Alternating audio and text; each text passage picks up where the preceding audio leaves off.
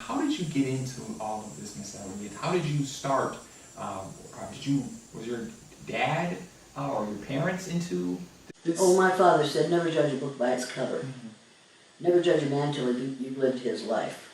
He also said, a man is judged by the company he keeps, and the best of company is none too good. And I think of that every day. I turn on the news, and I hear another one's going to prison because of his behaviors. And I think, Dad, if you were alive now, you would be absolutely furious. Right. We had studied Martin Luther King Jr. in my classroom, my third grade classroom. We had learned about all the wonderful things he had done. He was one of our heroes of the month in February, and dead in April. And we were studying the Indian unit at that time. Right. My kids had, the previous year's students had made a teepee. I was taking it home. I was going to wash it, dry it, iron it, and put it up in my classroom the next day. We were going to paint Indian symbols on it, sing Indian songs written by white folks, read Indian poetry written by white folks, read Indian stories written by white folks. And we were going to learn all about those folks. And I walked in my door, my door at home, carrying that teepee. And the telephone was ringing, and I answered it. My sister, she said, is your television on? I said, no. She said, you better turn it on. I said, why? She said, because they shot him. I said, who did we shoot this time? Because we were in the shooting business at that time. Right. She said, Martin Luther King Jr. And for an instant, my world stopped. Right.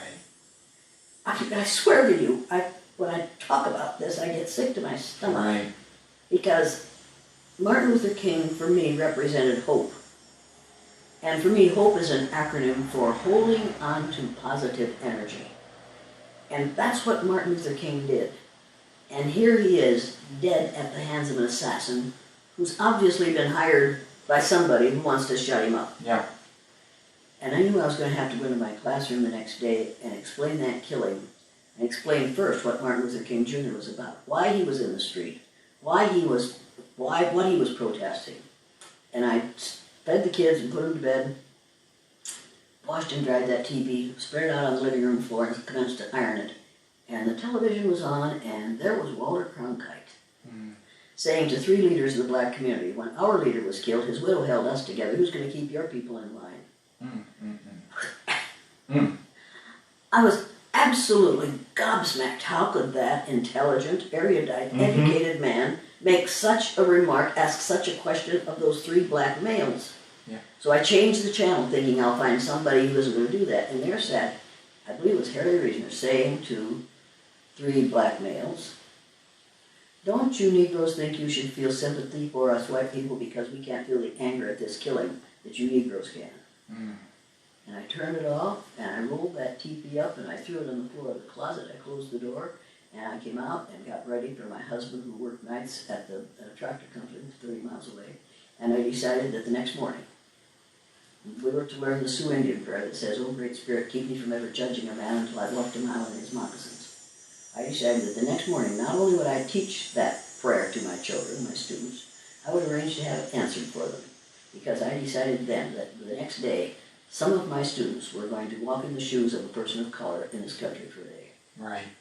I didn't know how this would work, and I didn't know what to use, but I knew that one of the ways Hitler decided who would win the gas chamber was eye color.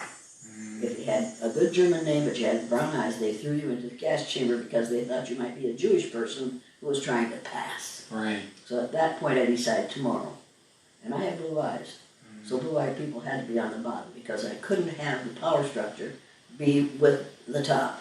So I decided at that point, blue-eyed people were going to be subjected for a day to what black children are subjected to for a lifetime in this country. I didn't know how this exercise would work. If I had known how it would work, I probably wouldn't have done it. If I had known that my children were going to be beaten and spit upon and mistreated, not only by their peers, but by their teachers and the parents of their peers, I wouldn't have done that exercise. If I had known that my parents would lose their business because nobody would eat in the restaurant owned by the people who raised the town's only N-word lover, I wouldn't have done that exercise. Right. If I had known that my father would die totally isolated in the community in which his great-grandfather was one of the first settlers, and isolated because he raised me, I wouldn't have done that exercise. But if I had known that no teacher would speak to me for 12 years in that system, because it wasn't good politics to be seen talking to the N-word lover, If I'd known that, I might have done the exercise sooner.